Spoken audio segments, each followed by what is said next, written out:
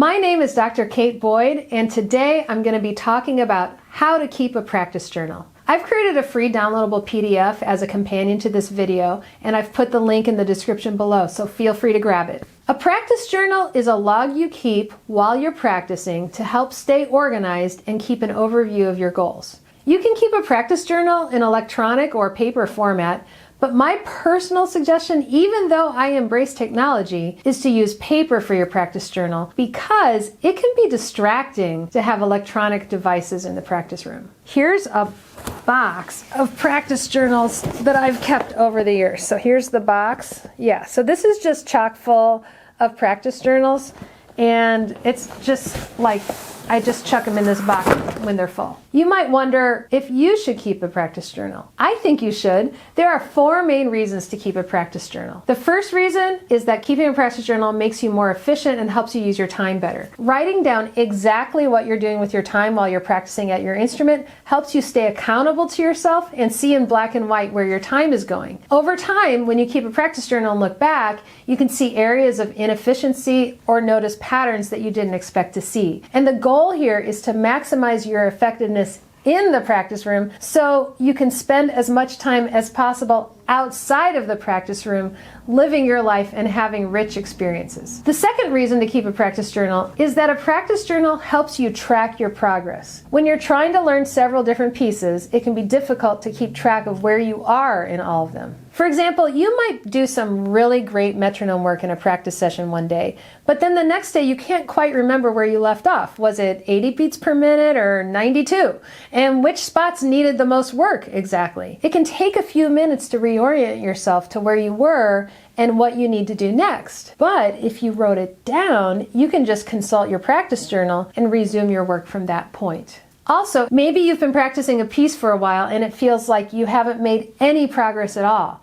In that case, you can just look back at your practice journal and notice the progress you actually have made. The third reason to keep a practice journal is that if you keep a practice journal, you'll be able to see how long it takes to learn a piece. When I was an undergraduate student, I was talking to one of the violin faculty members at my school, and he told me that he's kept a practice journal for his whole career.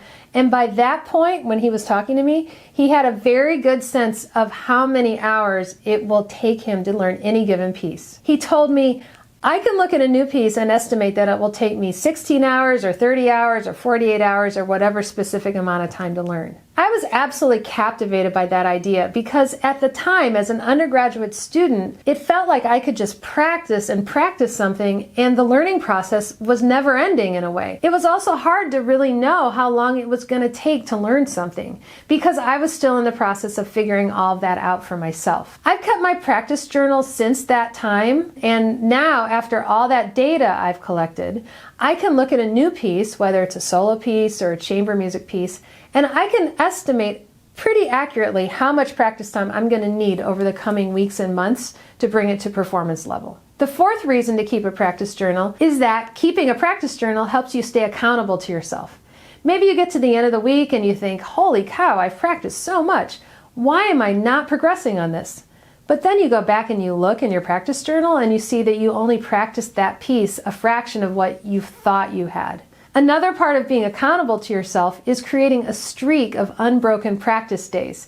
It can be motivating when you know that you're writing down your practice time and you don't want to miss a day or you don't want to do less than you promised yourself. Another person I met as an undergraduate was a clarinet faculty member who also played in a major orchestra. He told me that every January he determined the total number of practice hours he owed himself that year. And therefore, every time he practiced that year, he deducted the number of hours from the total, and at the end of the year, he could see if he came out ahead or behind. So you can see that it can be motivating to use a practice journal to hold yourself accountable, and you can find a way that works for you and your own temperament. There are a lot of different ways to keep a practice journal. I've experimented over the years, and the most important advice I have for you is to find what works for you. Be flexible and be open-minded. Try something for a while and then change it up if you feel like it. But basically, there are 2 types of practice journals. One way you can keep a practice journal is to simply write down everything you do at the instrument as you practice. So for example, if you sit down to practice, write down the time of day and then the activity you did, and then notes on that session. And if you do that for everything you practice that day with start and stop times, then you can create a log of what you did each day. And then it's easy to go back and review, see patterns, and adjust for the future. The other main way you can keep a practice journal is to plan ahead. This involves looking ahead at your weekly goals and breaking them down by day. I talked about goal setting in my previous video, and I'll link to it right up there. For your practice journal, you can determine the total number of hours you plan to practice that day, and then spend your practice time among your pieces by dividing your time up and creating a schedule. Your practice journal is also a place to write down adjustments to the schedule you make as you practice. I personally tend to go between these two methods in my own practice journal. The method of pre-planning and the method of just writing down what I do as I do it for later review. Right now, as I record this video, I'm planning all of my practice time ahead of time because that works really well for me when I have a pile of music to learn, and I have a very big pile of music I'm working on right now as I record this. A lot of students have asked me what kind of medium they should use to keep a practice journal. Like, is there a particular kind of book or app they should use? My answer is to use whatever works for you. I've experimented a lot over the years, and I can tell you that for me, I keep it very simple and I don't focus on keeping it neat. My practice journal is a place for me to scribble notes, brainstorm, and keep track of my progress. Once I've digested what's in them, I rarely revisit them as they no longer have a purpose for me. Here are a few things I've used over the years. So like, I've used these little notebooks, I've used steno books, I've used these writing pads, I created a page-a-day calendars, and I would make one for each semester. I did that for a long time. And then I've used these books, and I've experimented with Moleskine books, those bound black books.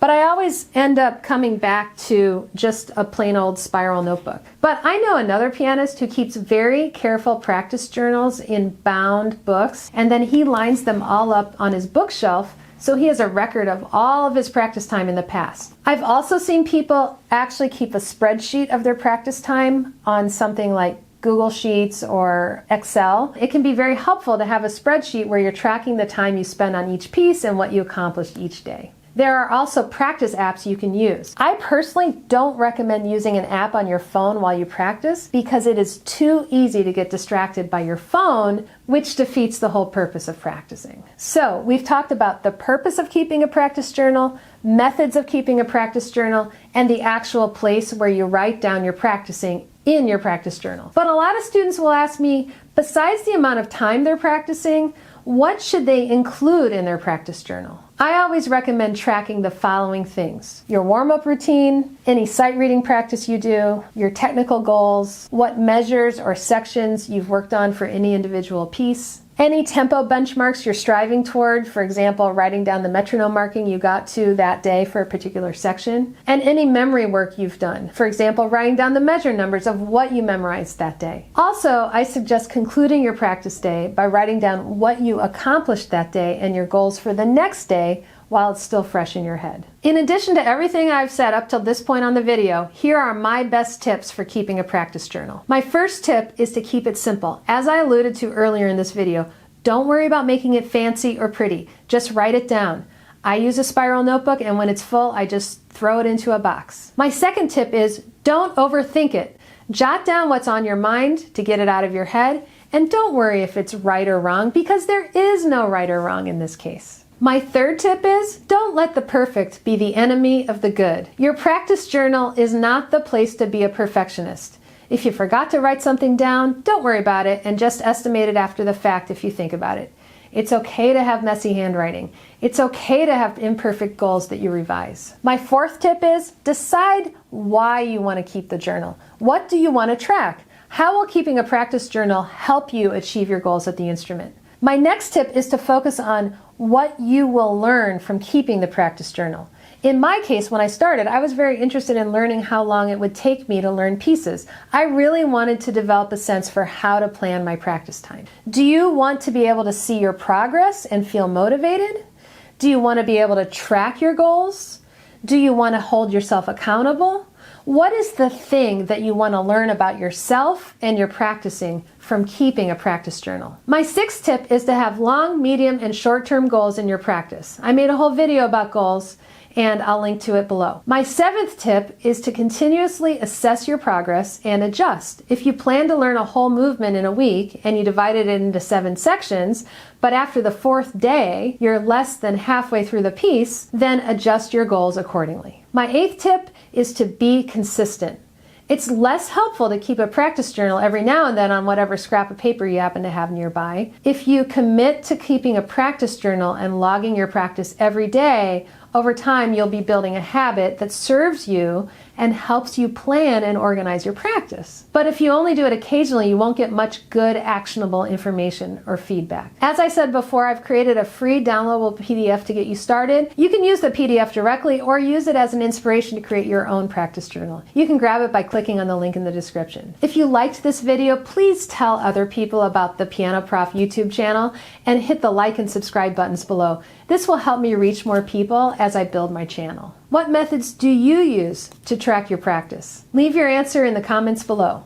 I'll see you next time, and happy practicing.